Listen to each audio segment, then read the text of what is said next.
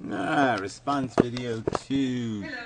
Inmendham has built his 2 in the morning. Yeah, that's right.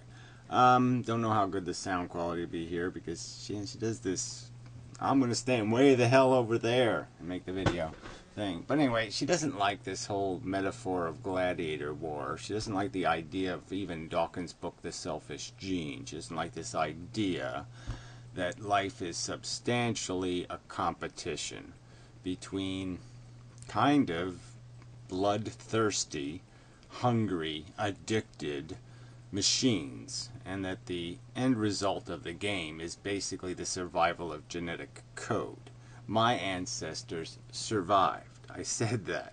Okay? And they didn't survive because they sat on the couch and were nice people. They were probably kind of sucky.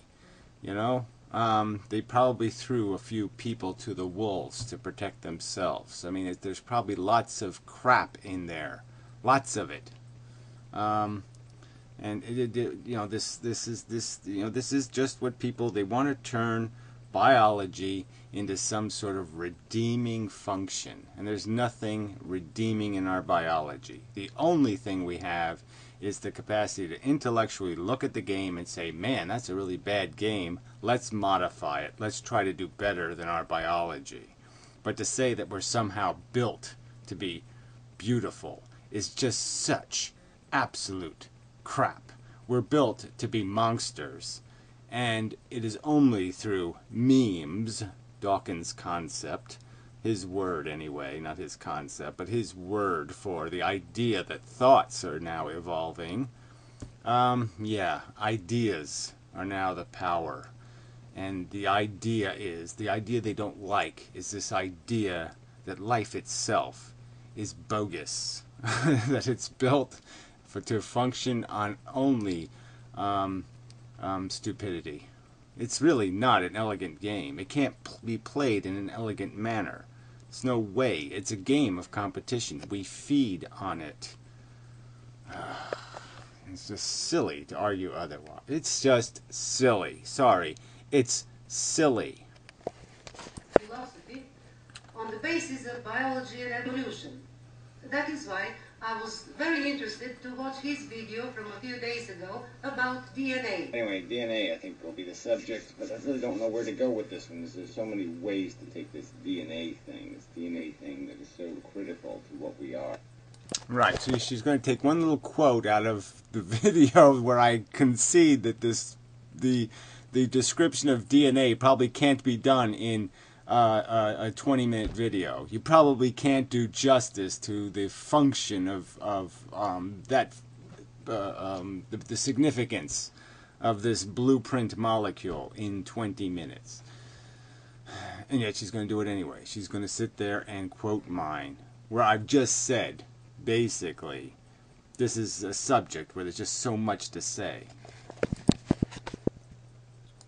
While watching this video, many questions were raised in my head, but I want to ask him two main questions. Yeah, here it comes. Yeah, she's not going to ask questions. She's not going to ask questions in any kind of polite manner. Let's go. Here's a quote mine. Because change isn't diluted by a giant herd. You can imagine if you had a 4-year dog, if you bred that dog with a herd of 100 other dogs, or you bred that dog with just 2 other dogs for the rest of its breeding cycles, that you're likely in the small 3-dog circle of inbreeding to retain the 4-eared phenomenon, where if it's breeding in the 100-dog tribe, it's going to get diluted out of existence. Has he ever heard of... Okay, so, she's going to do something patronizing now. Have you ever heard of Stephen Jay Gould, punctuated equilibrium? Have you heard of Charles Darwin, okay, the Galapagos Islands?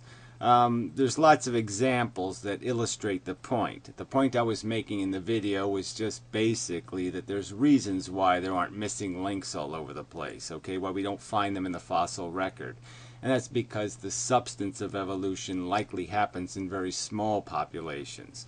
That the dramatic changes take place in isolated populations, and that those changes wouldn't be as practical. They couldn't possibly happen if it was always diluted by massive populations. Wildebeest will not evolve as a herd of 1 million animals. It's not likely that they would ever change. They will change if you take 10 of those animals off and send them to an island somewhere, then you're likely to have diversity.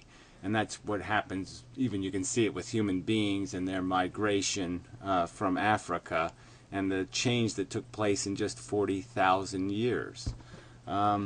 So again, this is not some sort of dramatic theory I'm proposing. It's not something other people haven't said, at least in different ways, but similar things. I guess the only contribution I'm making is the part where I would imply that some inbreeding also accelerates evolution, and that some of our functions, some of our higher intelligence and other attributes are probably likely a consequence of those kinds of dramatic mutations that took place because of isolation. Gee, so wow. We need an argument about this? No, we don't. Gregor Mendel. Yeah, I heard about Gregor Mendel in like the 5th grade, and then I think in the 6th grade we did the math, with the wrinkled peas and all that crap. So yeah, I've heard of it, you patronizing. Have you ever heard of the book, The Bitch is a Cunt? Because guess what, you're being a fucking cunt, bitch. Alright, this patronizing crap. I appreciate the fact that you're responding to the video, but this is just insulting my intelligence, and you know it. Alright, and you think you're going to get what in response? Thank you for your patronizing insult. I challenge you to find out of 100 people, how many of the 100 average humans do you think know more than me about evolution? 2? 2 out of 100? What's the number? So if you're going to sit there and insult somebody's intelligence, why don't you pick on the 98%? The ones that have won the selfish gene contest, the huge giant herd of humanity, okay? The ignoramuses walking down the street. Why don't you pull one of them aside and ask them if they've read these books? Jesus, you suck. A monk from Brno, Moravia, who in the middle of the 19th century made experiments with different sorts of peas. Well, they weren't different sorts, actually. And what he was just discovering, and he, like I said, just did the math of this. The idea was the recessive gene notion. Okay? And my argument to you is that quite obviously, if you have a recessive trait and you mix it or dilute it into a large population, it might likely be eliminated over time. Okay? Because of just the odds of averages. Where if it's in a small breeding pool, that recessive trait can become a dominant trait because it can actually, through good fortune, wipe out the other dominant alleles. I don't want to get into all this allele crap, and this stuff is written on different places on the genome, and let's not get into too complex. And then there's stuff carried epigenetically for the female, and then there's stuff carried on the male chromosome. So I mean, there's just no point in getting all this crap. But the point is that quite obviously diversity is more likely to survive in a small population than in a large population. Jeez. He is the father of modern genetics. Well, I mean, I wouldn't go that far, okay? I mean, it was this key idea, okay? Just the idea of almost identifying sickness as microbes invading. I mean, yeah, it's a critical bit of knowledge, but it's not all that, father of kind of thing. You don't do the father of kind of thing out of that. All right? It was an inevitable discovery, and yeah, he did good work, and he was a good little disciplined guy, and he grew lots of peas to discover this idea that there's this math, okay, that you can see it. You can predict what the results will be when you breed two pea plants, when you know their genetic heritage. We know where they came from. So yeah, good, but not really brilliant. Come on, let's not get crazy here.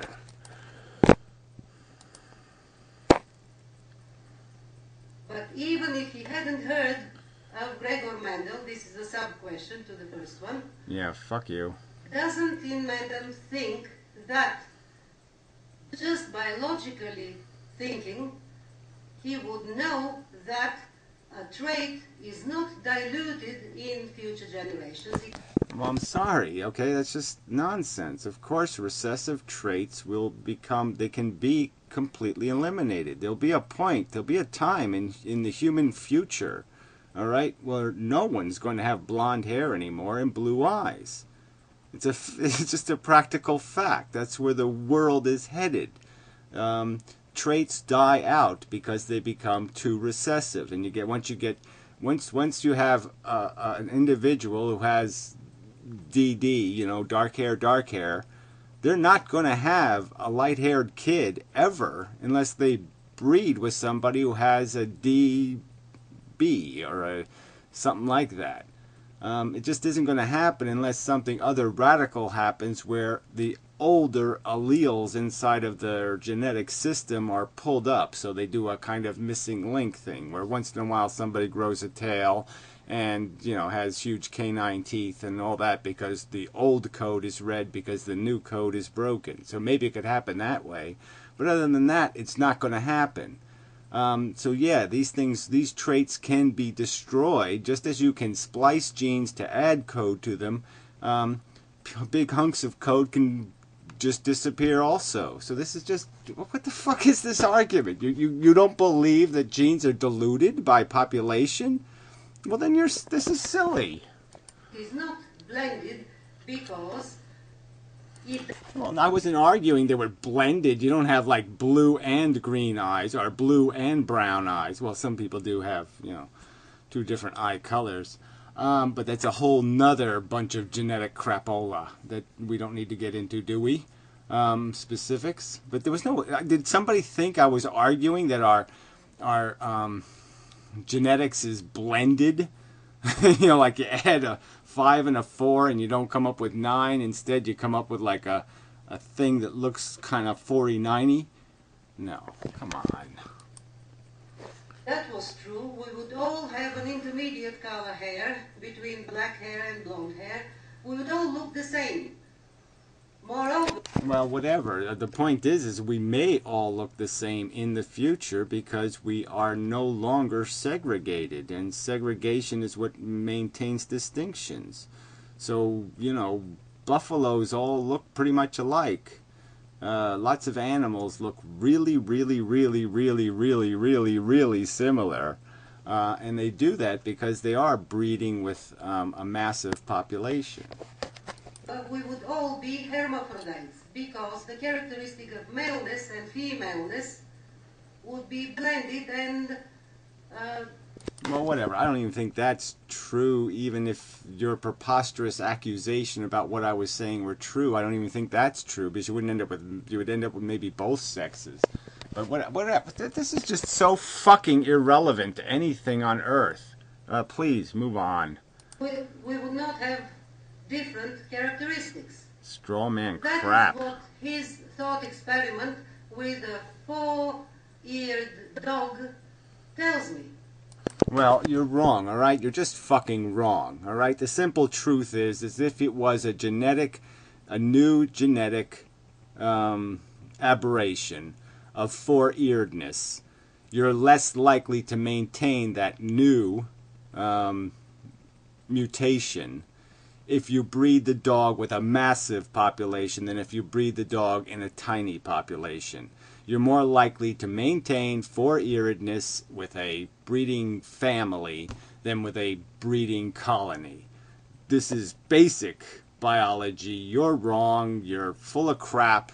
This is just a waste of goddamn time. Why are you even arguing this anyway? Why don't you get to your real point, which is your phantasmagorical, sissy view of nature?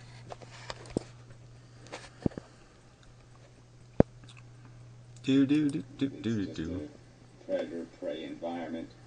These balances between the two, where organisms get into parasitic relationships, where one Hasn't Inmendham heard of symbiosis? Well, I'm sorry. See, again, this is just such bullshit. Hasn't he heard of cooperation? Nothing. Show me any relationship that is now symbiotic between organisms, and I will show you a relationship that no doubt started as parasitical. There's no such thing as two organisms swimming up to each other and say, let's be friends. I'll help you, you help me. That doesn't happen in nature.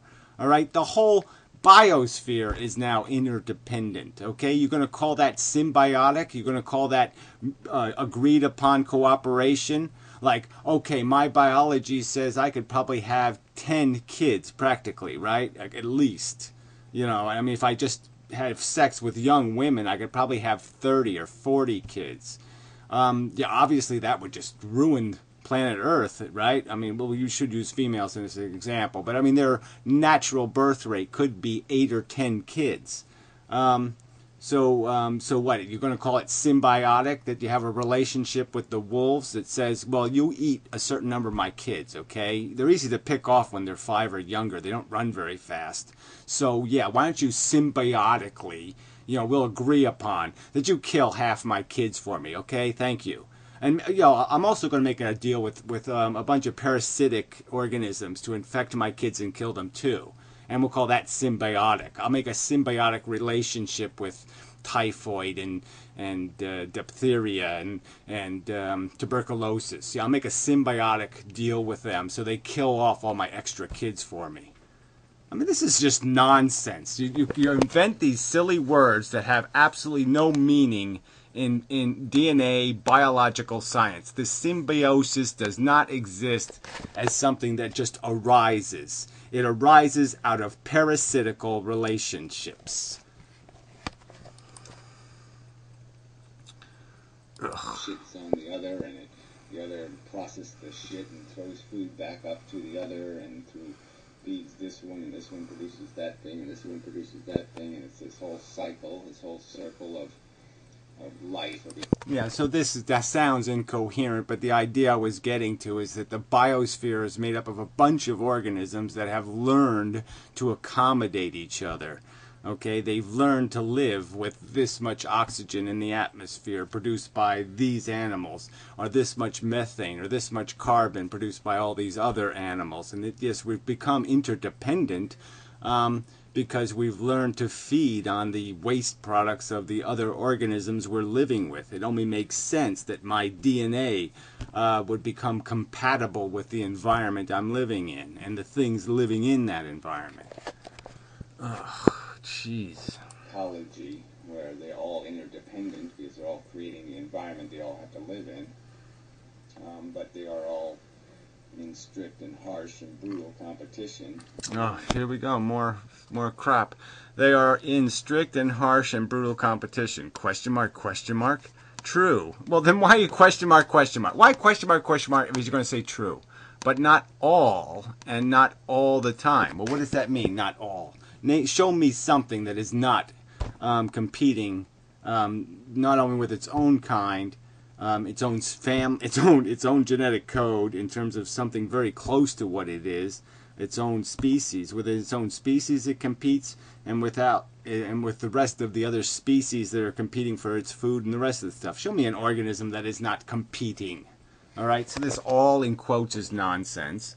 And then all the time, well, what does that mean? You mean, well, yeah, okay, when it's sleeping, it's not exactly, fighting the fight. But generally speaking, a lion's life is dictated by this competition. Okay, he's always got to be aware of where the other males are and what the hell's going on because he's fighting for his genetic code survival. Ugh. There are other mechanisms of natural selection. Well, prove it. What other mechanisms besides the overt fact of whether or not you get to replicate? These mechanisms are all sort of insidious. They're all dictated by some sort of alpha male kind of competition, at least for males. Huge disposability, huge carnage. Many species, many forms of animal produce hundreds, if not thousands, if not millions of eggs, or fetuses, or literal young. You know, they give birth to 40 or 50 of them at a time, some fish. What they, you know, live birth. They give live birth to 100 little babies, all right, every 4 months. You know, so go calculate that carnage out. Go calculate how many die. And you're going to sit there and keep pretending there's some other game going on here. Because anything at any time can change in such a way as nothing else can adapt to that change. And it can very quickly dominate and take over. Yeah, for instance, you know, an AIDS virus. But yeah, even just any kind of organism, if it develops a new survival strategy, you can see that with the introduction of animals from other countries. They come into a new country where everything else is kind of weak and lame, and it's just a field day. You know, they just eat everything in sight. They just take huge advantage. They take over. Rabbits in Australia, for example. That's how evolution works. My second main question is, has he read Richard Dawkins' book, The Selfish Gene? Or... Yeah, whatever. Yeah, I've read excerpts out of the book. And again, if you survey the average humans, you know, the average 100 humans, I'll do better than 99% of them in being able to describe what was argued in the book. Has he read only the title? Because he often says, the selfish gene, the selfish gene. Okay, prove it, prove it, prove it, prove it, prove it, prove it, prove it, prove it. All right, I often say the selfish gene. Go ahead, prove that, prove that. Where do I say that? I don't say that. So again, that's another lie. But my question is, if he has read the book, wouldn't he know that by positing as the basic replicator a gene, Richard Dawkins was able to explain such characteristics of humans as altruism? No, sorry. This is just crap, okay? He doesn't explain any altruism, okay? That's just bullshit, all right? The word itself is bullshit. First, define what that word means. I mean, you can't call something like nepotism altruism. All right? That's just fucking preposterous. If nepotism or nationalism or racism is going to be called altruism, all right, well then language fails. Then you've broken language, okay? You sissies have nagged and picked at Dawkins enough where he said, okay. I didn't mean that the gene is evil and nasty and selfish. I just... Okay, it's like this. Okay, yes, okay, it can have friends and it can have family that it cares about because they share a genetic code. All right, so he's recontextualized it enough just to take the edge off so you sissies can stand it. All right, but the truth is he hasn't retracted a damn word of it. All right, he's still going to tell you that, yes, the genes themselves are competing with each other for their place on the molecule, and they won't exist on the molecule unless this thing, the model that goes out in the world and competes, wins. And the only way they're probably going to survive also is if they win because that piece of code exists, because that piece of code actually does something. So if that piece of code doesn't do anything, it's probably not going to stay around too long. Well, maybe if it's completely neutral. If it's a Sweden, it might survive the wars. You know, or something, if it's really good at being neutral. Like, really neutral. Yeah, it's all about... The game is played by these things, though, okay? The genes don't play the game. The experimental model does. And sometimes the genetic code can exist as a fetus, and the mother gets killed, and the code never even gets a chance to fight the fight. That's how fucking preposterous the fight is that the genes don't even get a fair fight. Even when they produce maybe a perfect, fantastic genetic code, it wouldn't matter, because if the mother doesn't carry the thing for the full term of the pregnancy, it might not be able to survive anyway. So even though it has perfect genetic code, it can be all ruined because it can be born prematurely and then be permanently defective because of it. Ugh, this is stupid. Care for others, self-sacrifice. Again, this has nothing to do with any argument I've made. I haven't argued that we don't sit there and aren't possessive of our women, that we don't fight for our children. Where did I make the argument that there's no human nature to defend the weak or to defend the things we think are cute or lovable. Where did I make that argument somewhere? No, I haven't made that argument. So this is, again, just straw man bullshit. Nobody's made the argument that we don't do these things, but the argument that these are biological functions, I think, is sort of nonsense. Okay, there's a genetic component to our fight or flight response. And much of our fight response is going to be based on protecting our children. Duh, we're a replicating molecule. If this machine doesn't protect its spawn, then its spawn isn't going to survive to reproduce, is it? So obviously there's a personal incentive. You want to call that selfishness, altruism? Again, then just blow the language up. Just throw the language in the toilet bowl and we'll all just go blah, blah, blah, blah, blah. Because you might as well forget about communicating if altruism is now an act of selfish nepotism or selfish racism. If you're going to call that altruism, then we might as well just blow the fucking language up. In a better way, because if the basic replicator was an organism, if evolution acted on organisms, then when an organism has this trait for altruism, for self-sacrificing, again, the self-sacrificing. This is just self-sacrificing for love, self-sacrificing for your kind, self-sacrificing for your race. This doesn't make any sense. Okay, you can't call it some sort of self-sacrifice when it has an objective that's just as narrow in terms of its ethical concept as selfishness. I mean, is there anything, it's even racism is even more disgusting than selfishness. For others, then that organism is gone and is more likely not to have descendants. So this trait will not go to future generations, but this whole implying that you are somehow demonstrating how I said something incorrect or inaccurate. I said nothing incorrect or inaccurate. We are competitive for our reproductive products. That's what we're in. We're in a competition. And any working together that happens from some sort of biological initiative is going to be based on genetic code.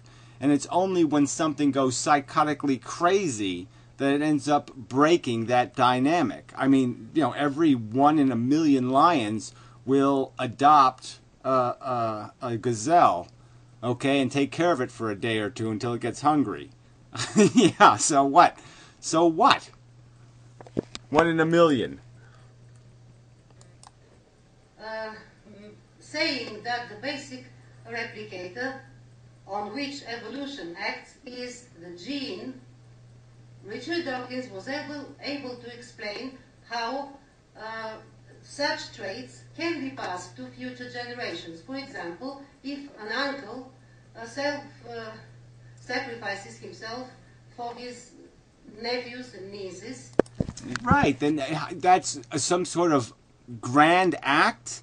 That's not what you would call selfishness. If you're doing something for some incentive reason that has nothing to do with the integrity of the thing. Why? Just because it's my uncle? So uncle means good? So anything that's uncle is good, or anything that's nephew is good, or niece is good? So it's not kids that are good, it's only nephews and nieces that are good, right? Is that the logic you're going to tell me is altruistic? No, that's patently selfish.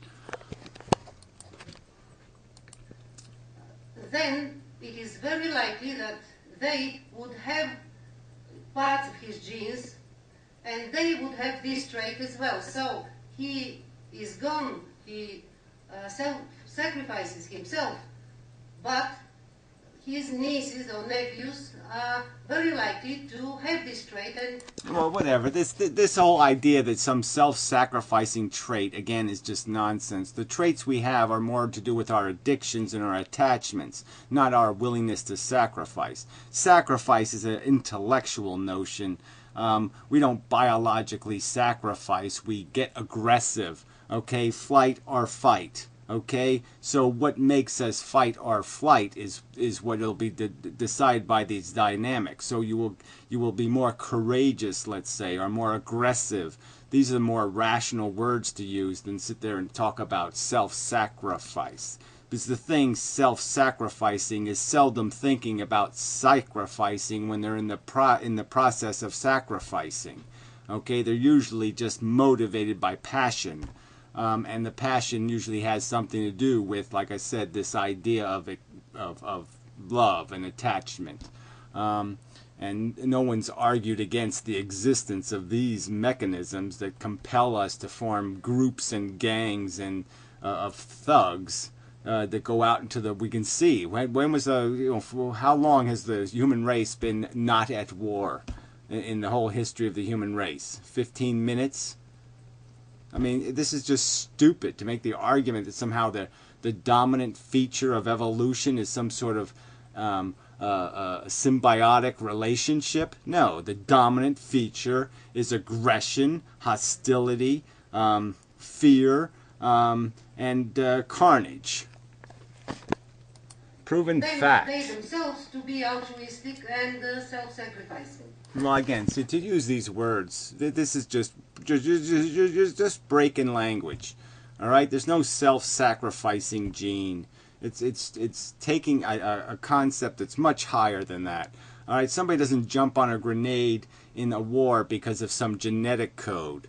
Okay, he does it because of a philosophical understanding, because of a discipline he's been grown up to be. You didn't genetically make kamikazes. Okay, you program them with ideas. That's how you make one of those things. Okay, you grow them up to be one of those things. Honor codes and all that crap are things ingrained into people through programming, not genetics. And many other traits, I explained it this way. Yeah, well, I'm sorry. Whatever. You didn't explain anything. And you're insulting and patronizing, and you're also fucking ignorant. So, there, that's all I'm going to say. So here, the deterministic one just reads a little bit about the fundamentals of genetics, and her response is Hurst has called this a competition for lack of a better word. You know, whatever, for lack of a better word. Yeah, like what's the other word going to be? Fight? Yeah, but organisms with traits that give them advantage over their competitors pass these advantageous traits on, while traits that confer an advantage are not passed on to the next generation is not exactly a gladiator war now, is it? So there you go.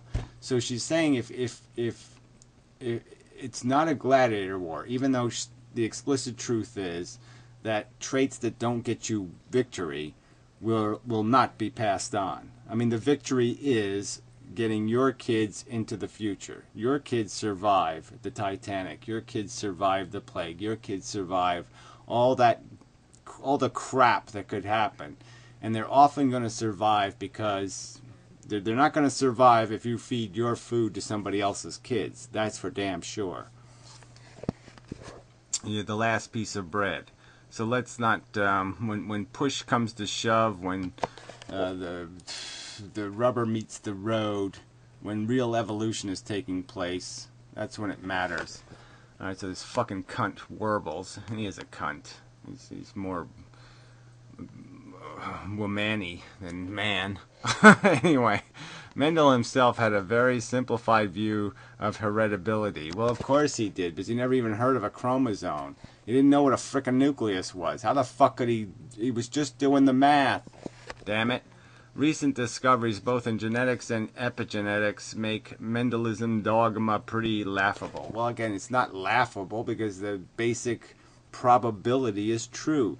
The basic inheritability of the basic idea that alleles have a dominant and recessive component that you inherit from your parents that could have double D's or double B's, that idea is perfectly reasonable. So everything, the basic math of Mendel is solid. There's no reason to sit there. These people, I'm so sick of these people. It's like, to be serious, ragging on like Darwinian evolution isn't enough, or it's somehow broken. that needs to be fixed, that you don't need to just add on to it, that somehow it's fundamentally broken. And this is the implication of this argument. There's something wrong with Mendel's math. No, it's perfectly adequate for peas. We're not fucking peas, obviously, and our traits where we have a lot of different kinds of traits, some that are carried on different parts of our genetic code. The trait manifests not because of one single little strand of crap, it's because of a whole bunch of different strands of crap. Oh, fuck. Alright, anyway. But even so, it is still shits on Gary's dabblings through with thought experience and babbling about what he thinks might happen. In real life, 4-year-old pups wouldn't be suckled. So this again, this is the rational counter-argument you get. The brilliant Australian kook for brains sits there and argues that dogs wouldn't suckle a 4-year-old pup. That's his theory. I say it's a pile of shit, especially if the fucking mother had 4 ears. Yeah, she's gonna suckle her 4-year-old pup.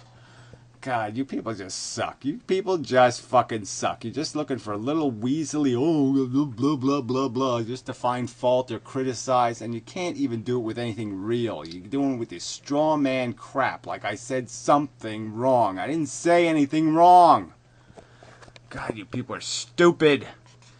Sentient beings are more than just DNA and replicating molecule.